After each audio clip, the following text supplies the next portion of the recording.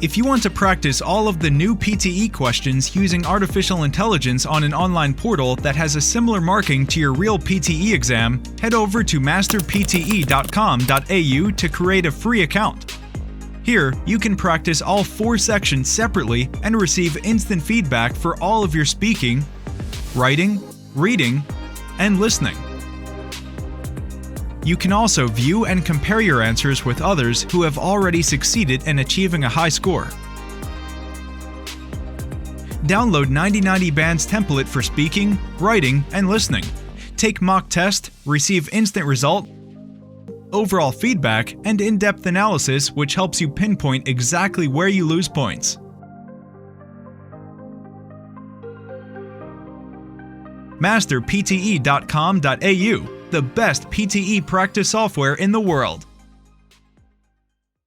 In 1943, what became known as the Green Revolution began when Mexico, unable to feed its growing population, shouted for help. Within a few years, the Ford and Rockefeller Foundations founded the International Rice Research Institute in Asia, and by 1962, a new strain of rice called IR8 was feeding people all over the world.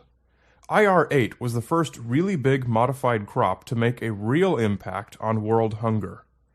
In 1962, the technology did not yet exist to directly manipulate the genes of plants, and so IR8 was created by carefully crossing existing varieties, selecting the best from each generation, further modifying them, and finally finding the best. Here is the power of modified crops. IR8, with no fertilizer, straight out of the box, produced 5 times the yield of traditional rice varieties. In optimal conditions with nitrogen, it produced 10 times the yield of traditional varieties. By 1980, IR36 resisted pests and grew fast enough to allow 2 crops a year instead of just 1, doubling the yield. And by 1990, using more advanced genetic manipulation techniques, IR72 was outperforming even IR36. The Green Revolution saw worldwide crop yields explode from 1960 through 2000.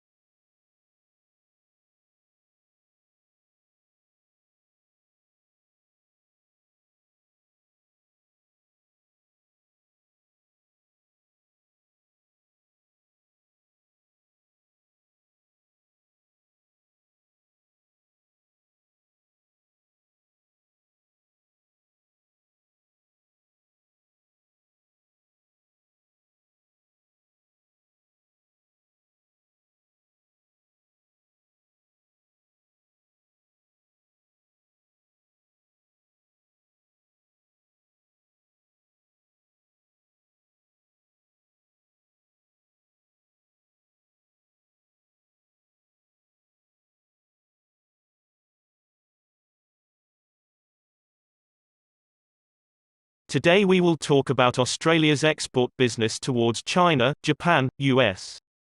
In the past, Australia was concerned about its geographical location, which may result in Australia being isolated from North America, UK, and later America. Nevertheless, nowadays with the rise of Asian countries, especially China, Australia has become a great export country with a perfect location. Currently, Japan is the largest exporting country to Australia, but China may become the largest one in the future. Australia should take the advantage of China's rise to develop its exports.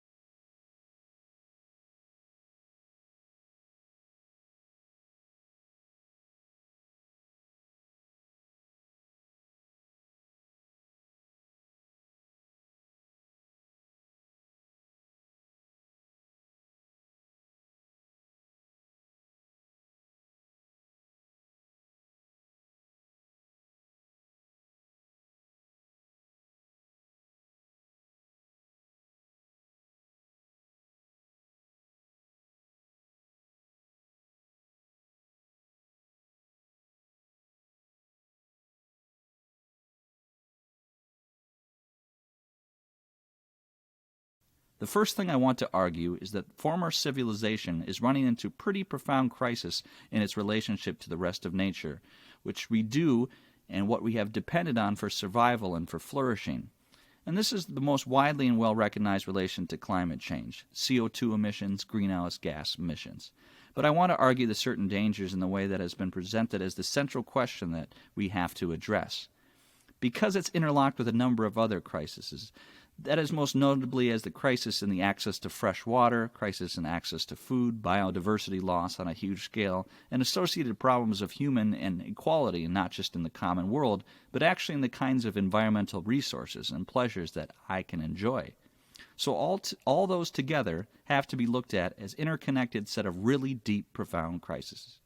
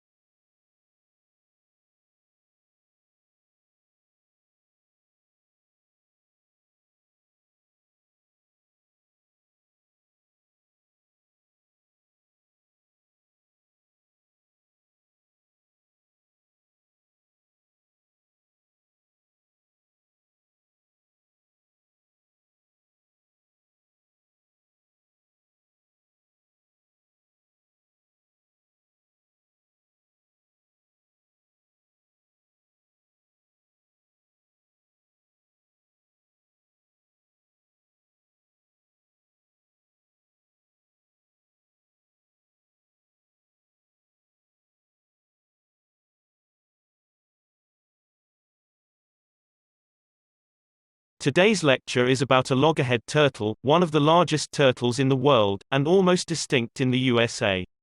They have big heads and short necks. In September 1986, scientists put a tracker on a turtle's shell, and used satellites to track and locate the migration route of the turtle. They reach different localities in different time. The migration takes 3 months, from the South Florida to the north.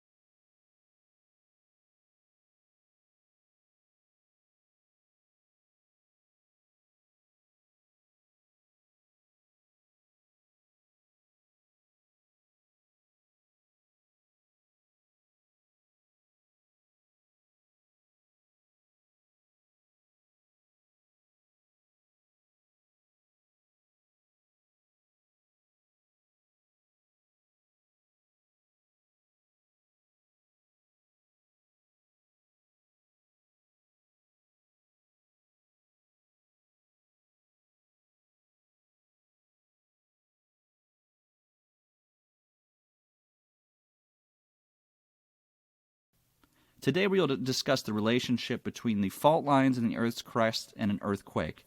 This dislocation of the rock occurs from the Earth's surface 7 kilometers to several hundred kilometers vertically down to the crust. The earthquake's focus is called the epicenter, which is vertically beneath the interior of the Earth's crust, and the energy releases and transfers through epicenter. The faults are the fracture on the Earth's crust. The position of the epicenters can be identified by the faults map, looking down from the center of the Earth. It will result in seismic wave, which is decreased as it moved away from the epicenter.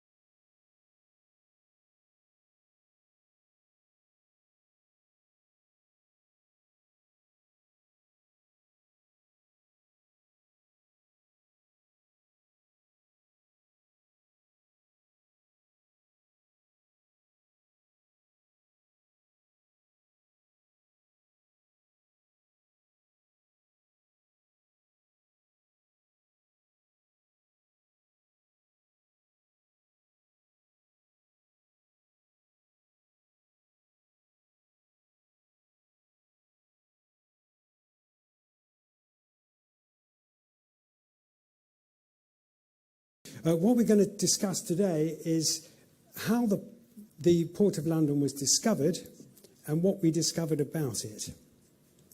Now, if you look at the historical records of Roman London, there's only about 14 actual references to London in antiquity, i.e. contemporary references, and of those, only one is in the 1st century. There are none at all in the 2nd or 3rd century. There's only one in the late 3rd century, and there's 4 in the 4th century. So if you're a historian trying to write a history of Roman London, it's very difficult. You don't really have much data. You're going to depend on the archaeological evidence, the material evidence, of the port and indeed the town to have any understanding of what happened then. And so what we're looking at here is, how did we discover about the Port of London? There's no historical documentations, no customs books, no tariffs, no idea of the taxes. We have to understand the port entirely from the archaeological evidence. So that's what we're going to do today. So if we move on to the next slide. I love live streaming, so thank you very much.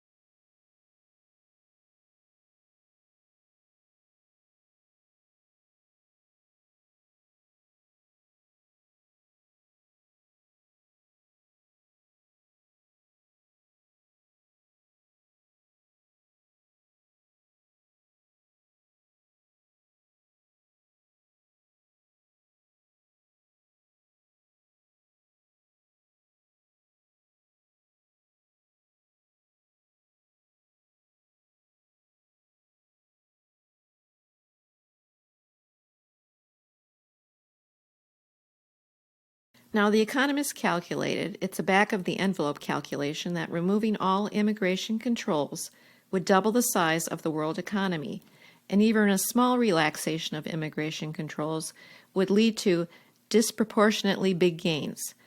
Now, for an ethical point of view, it's hard to argue against a policy that will do so much to help people that are much poorer than ourselves. The famous RAND study reckons that a typical immigrant who arrives in U.S. ends up with $20,000 a year. That's rough. It's not just the migrants themselves who gain, it's the countries they come from. Already, the migrants working for poor countries, working in rich countries, send home around $200 billion a year. Through formal channels and about twice as that through informal channels. and that compares to the $100 million that Western governments give in aid. These remittances are not wasted on weapons or siphoned off into Swiss bank accounts. They go straight into the pockets of local people. They pay for food, clean water, and medicines. They help kids in school, and they help start up new business. Sample answer: removing immigration control would double the world economy. This policy will do so much to help poor people. Immigrants end up with $20,000 a year from gains in countries they come from. They send home around $200 billion a year through formal channels, which are twice as that through informal channels. These remittances can help local people for living straightly.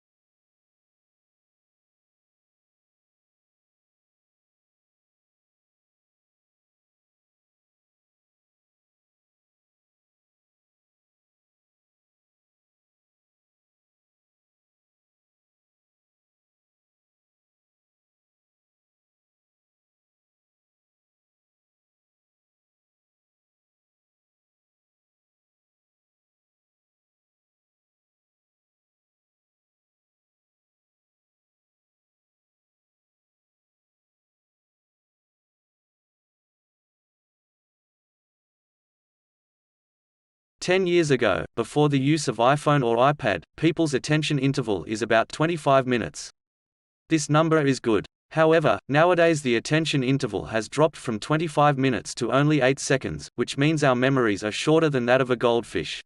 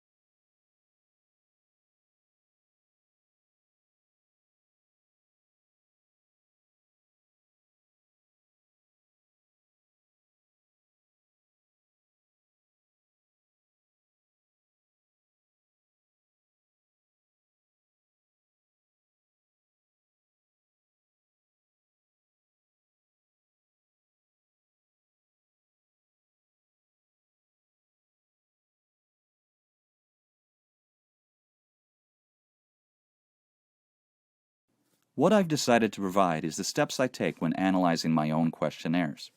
However, before I begin, it would be useful to remind you of a few terms we use when taking questionnaires. Questions can be divided into 3 types. This is sometimes called level measurement. Firstly, we have a category type questions, which are also known as nominal questions. These are when participants select from a list of categories for their response, such as male or female, or they may include ethnic origin. Secondly, we have ordinal type questions. These are similar to category questions, but instead of the categories being independent, there is some sort of order between them. If we ask people to indicate their age in categories, this is an ordinal type question. Thirdly, we have continuous questions. These are any questions that can be answered by a number. It could be an open-ended question asking participants to tell you how many times they attended lectures or how often they used a VLE, or it could involve asking them to rate the importance of intensity of some experience.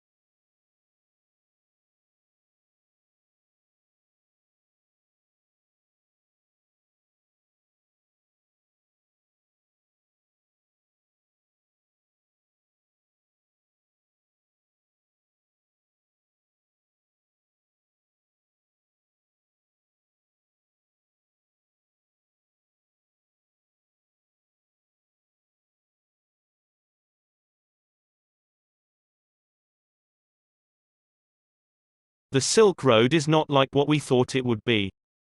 People traveled in groups to other countries through the Silk Road, exchanged things, and then came back. There were also some side groups who went to other countries such as India, which was called the Amber Route. At that time, there was also gift changing happened on the Silk Road.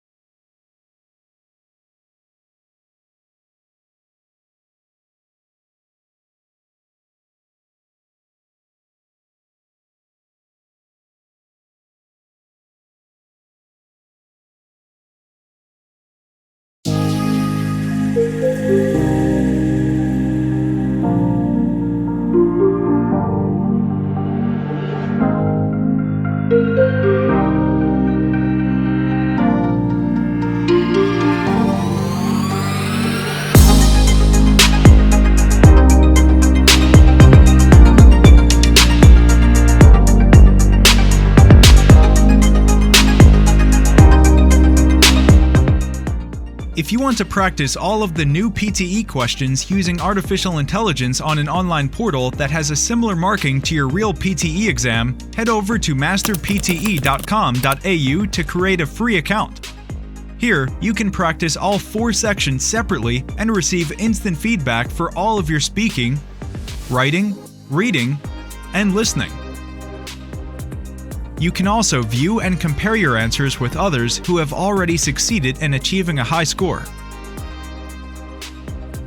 Download 9090 Band's template for speaking, writing, and listening. Take mock test, receive instant result, overall feedback, and in-depth analysis which helps you pinpoint exactly where you lose points.